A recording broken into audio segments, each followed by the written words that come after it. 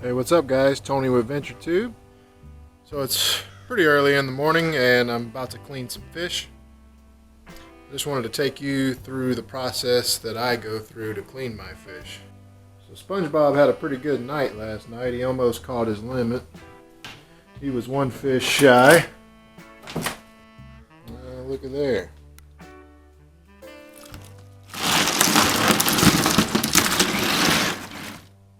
So we feel like you did a pretty good job there, Spongy. So this is what I cleaned my fish on. This is a little 5-foot plastic table that you can buy from Walmart or Home Depot, Lowe's. They're readily available. They're folding. You guys have seen these, the little clipboards for cleaning fish. I've screwed that to the top of it. I've added a little can here. I think that was a tomato paste can or tomato sauce can, something like that. Just to keep my water hose from going anywhere. Obviously my knife, it's just a knife sharpener.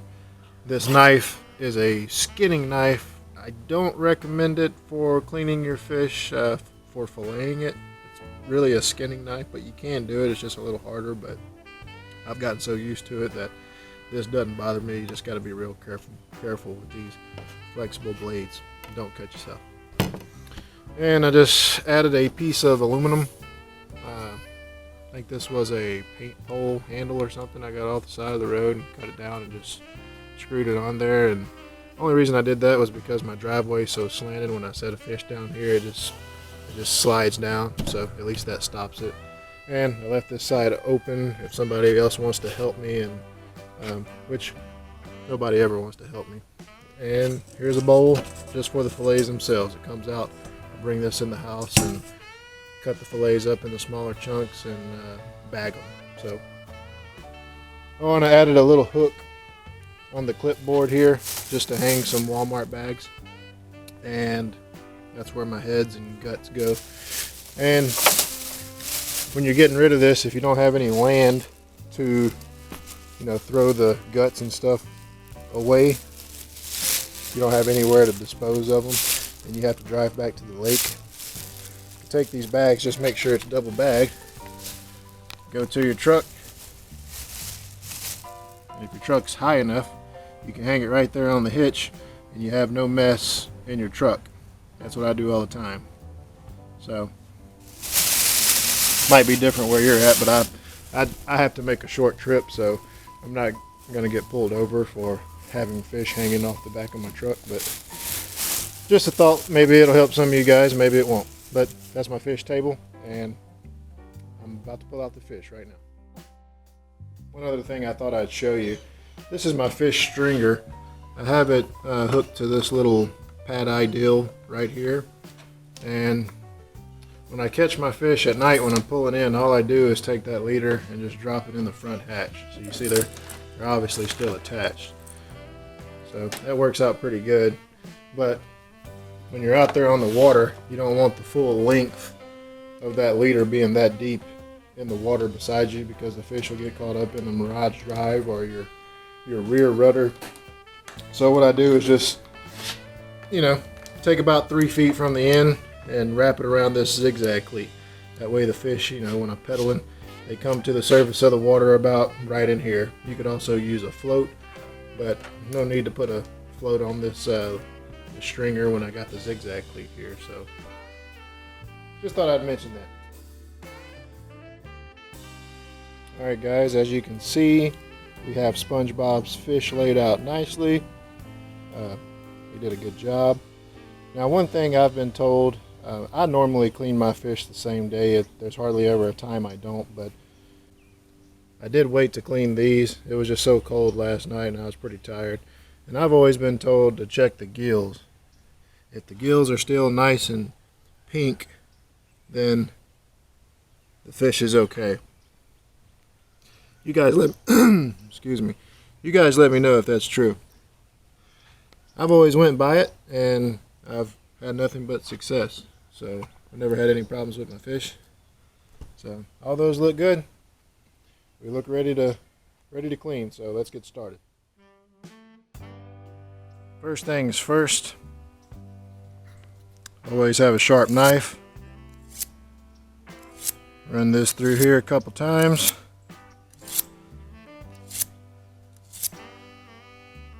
check it on your fingernail.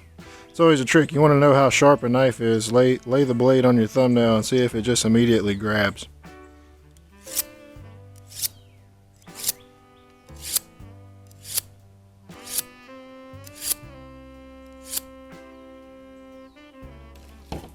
So what we're going to do, we'll take our first bass here.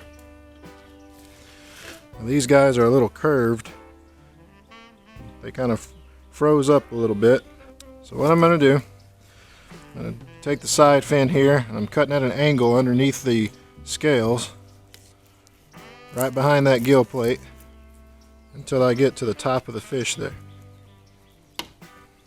I'm going to turn my knife over and just kind of score it. Now, this is kind of hard, especially with this longer knife. This is where you might want an actual fillet knife with less bend in it.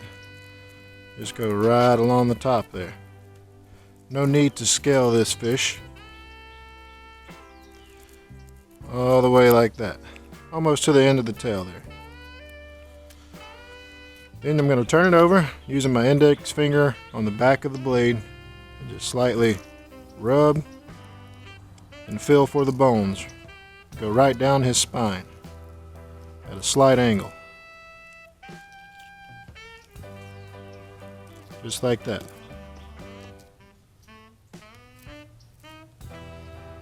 Turn my blade over. Again, sliding it right along the backbone. When I get here, when I get to the end, I'm going to keep my knife at an angle right over the top of the backbone, come out the other side, and finish out the tail. Then I'm going to come on the other side of the backbone, keeping my knife at an angle.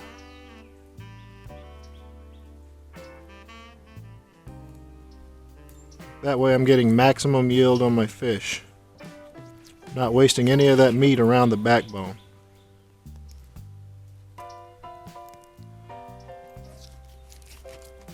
Come to the top here. Now see, this is where this knife is really where you don't want to use it. Now you can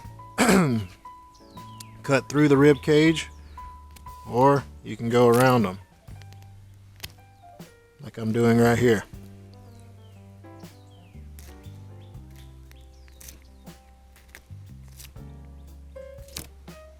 Like that. Just fold it back with one hand.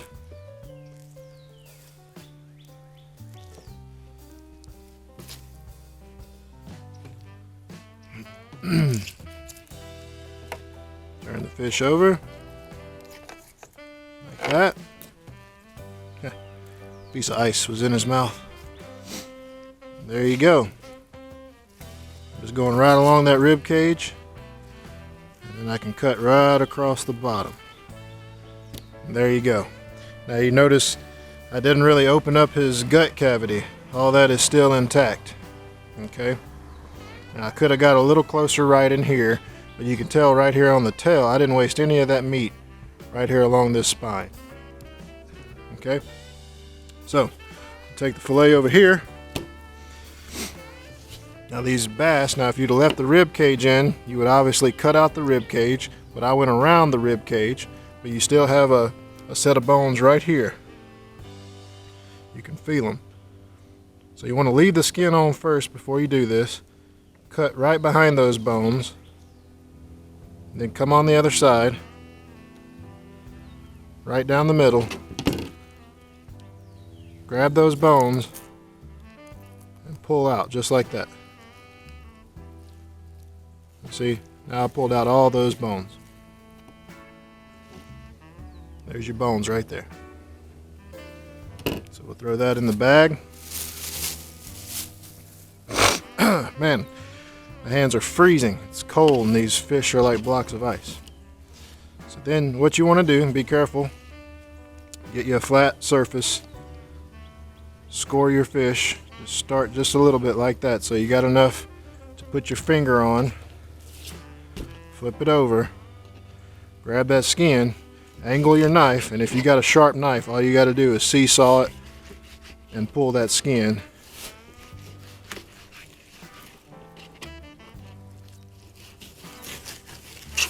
And there you go. See, nothing on there. Throw that skin away. You can take your fillet and you want to trim it up just a little bit. Trim off any bits and pieces of fat or cartilage left on the fillet. And there you go. There's your big old nice bass fillet.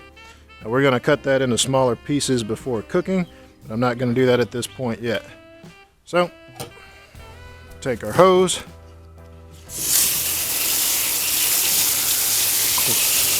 clean all that blood out of the fillet, flip it over,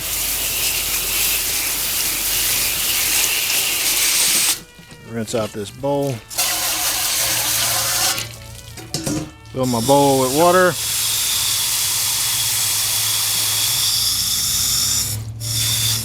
I'm going to drop it down in there. That's it, guys. We're going to repeat the process on the other side, and then we're going to clean these other 3 fish. Then we're going to head to the kitchen. I'm going to show you how to cook them, and I might kill a bird pretty soon because he's getting on my nerves. So stay tuned. We're headed to the kitchen. Alright guys, we're outside. This is where I'm going to prepare the fish because it's the most quietest place I could record. So I got kids running around in the house. So anyway, we're going to cook the largemouth bass. And as you seen earlier, I filleted them all up nicely. Taking the fillets out now. It's just 2 large fillets, okay? Now in my earlier videos, I'd mentioned I had 2 ways of doing this. 2 ways of cooking fish, and a healthy way and an unhealthy way. This is going to be the unhealthy way. So what we do, take the 2 fillets, and this is how I like to do it just because it makes the fish taste better. Okay? Trim off a couple little pieces here. And normally you don't want to use a serrated edge blade when you're trimming your fish, but that's all I could find real quickly.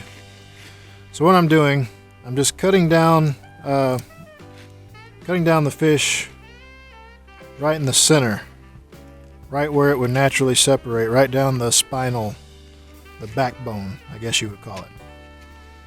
So then take it, and I take that fillet and I cut it in half. Like this. Okay, then I take it and I cut it in half at an angle.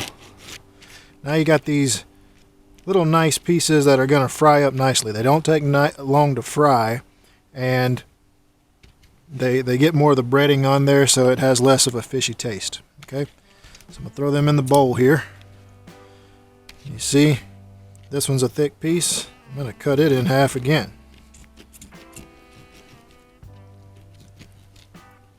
So you're getting these nice little slithers of fish there. See that? Throw that in the bowl. Throw that in the bowl. We can cut this one at an angle right down the middle, like so. We're going to continue to do that on this rib cage section, about like that. Nothing fancy. Throw it in the bowl. And that piece will be fine just as it is. Cut down the backbone part there. You can trim off any of that extra red meat if you don't want it on there, like that. See how that takes out that corner? Not that it tastes bad, but it does make it taste a little cleaner removing that. We're gonna cut this right down the middle. And there you go. 2 pretty nice pieces. And the same thing on this side.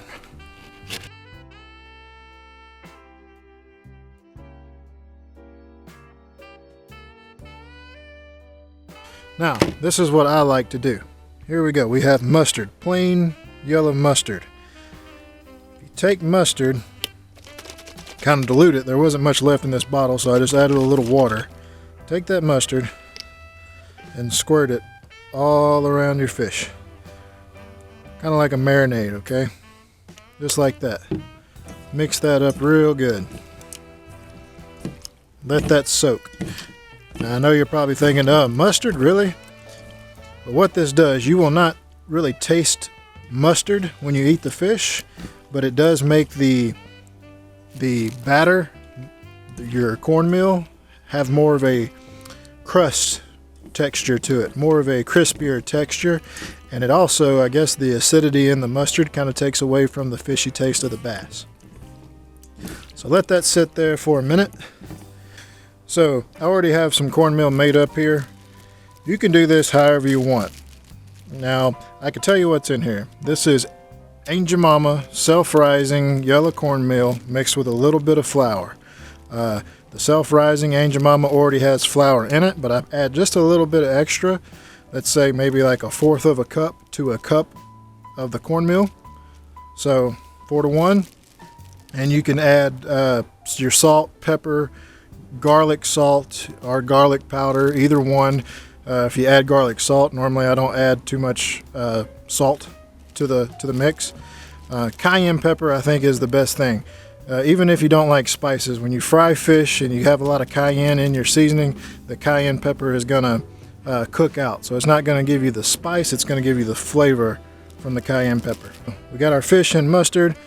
I've explained the seasonings I put in my mix. Like I said, you can mix this up, put lemon pepper, whatever you want in that.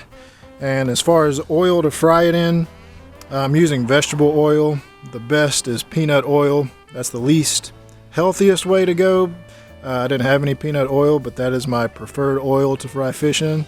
But vegetable oil will work just fine too. So, and recommended pot, cast iron. Cast iron is the best for frying. It distributes the heat evenly, and it just fries real well. And just a little slotted spoon here. Normally I already have the fire going, and I got the oil getting hot while I'm preparing the fish, but this time I don't. I'm going to use this grill that I hadn't used in a very long time, so hopefully it'll crank right up.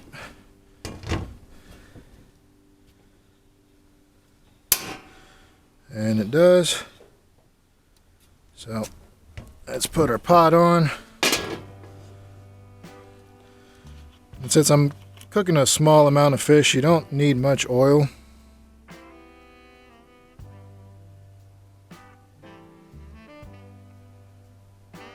Not much. When I cook a lot of fish, I use my Dutch oven, cast iron Dutch oven, and fill it up with oil and deep fry them. That works out real well.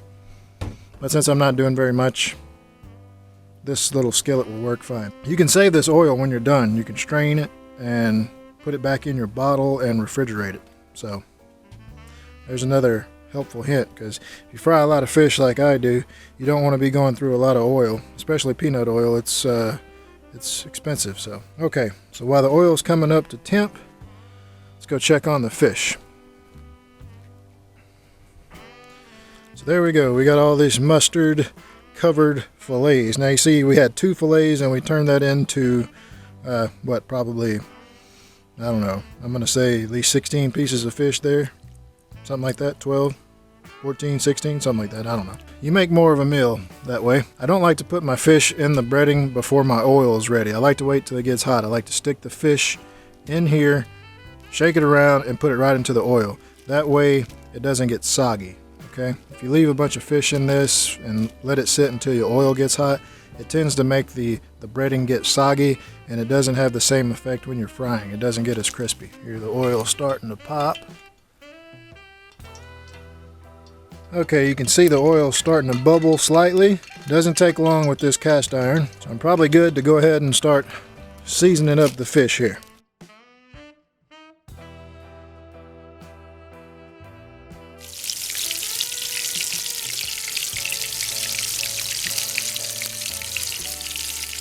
That's smelling good, y'all.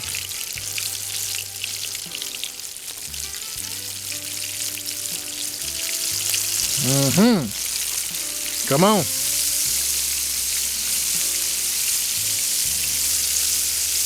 Throw that in there like that.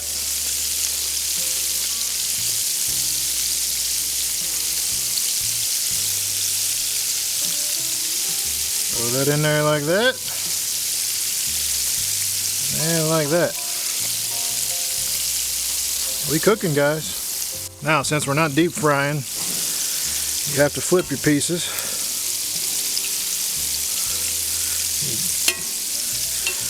And your fish is ready when they float, but when you don't have much oil, you can't really tell. So what you're going for is a nice golden color.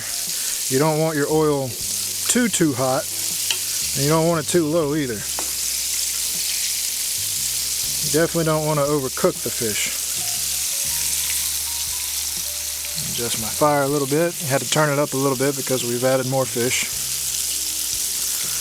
And that's pretty much it. Wait till they get nice and golden. And I'm going to put them on this tray. You want to make sure you separate your fish on the tray when you take them out of the grease. Let them strain on a paper towel like this, or a paper bag, anything where they can get that oil off of them, and as they sit there and cool off, they'll crisp up.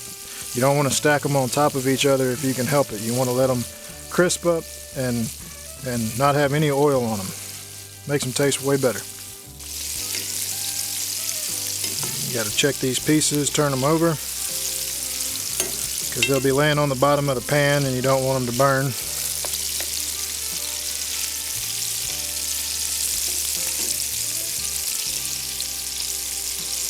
Normally a good tool to use on this, I normally use tongs. It's easier to grab the fish and flip it over. But for some reason I didn't grab them this time. I'll blame it on the kids. My kids don't really eat fish that often. They don't like fish because they see me cleaning them all the time. They think it's gross. And they'll eat this and they'll think it's a deadgum chicken nugget. So I'm grabbing my pan here. These fish are, you can tell they're nice and gold. When you're pushing them around in the oil, you can feel that they're getting hard and crisp. Not hard, but you can tell that they're cooked. So just take them out, let them drip a little bit, throw them on a paper towel.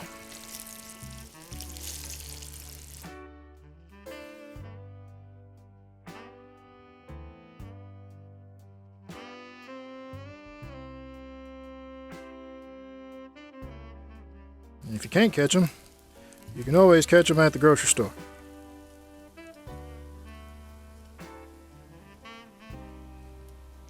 But I'm from Louisiana, so I don't ever plan on having to pay for fish.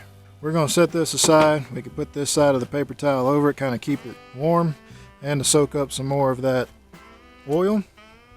And you noticed I turned my fire down just slightly while I don't have any fish in there. You don't want to burn your oil, and you don't want to put your fish in there and just have it cook immediately on the outside and be raw on the inside. So cut your fire down a little bit in between. Drop you some more fillets in there. You guys see how I have them all spread out so they can drain their oil, and you can even move these to this side.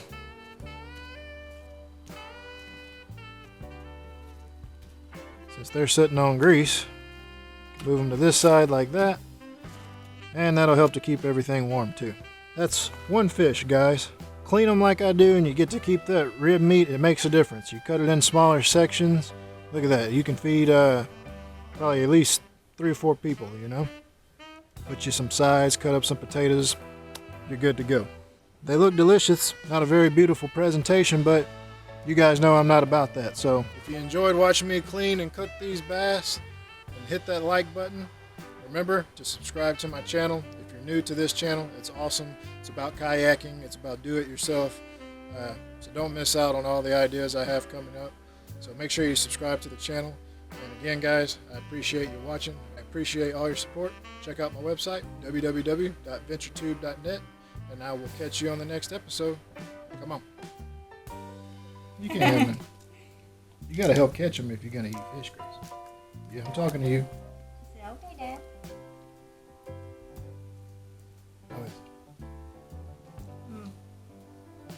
So good. All right. The best fish, best recipe, the best cook. Come on. Come on.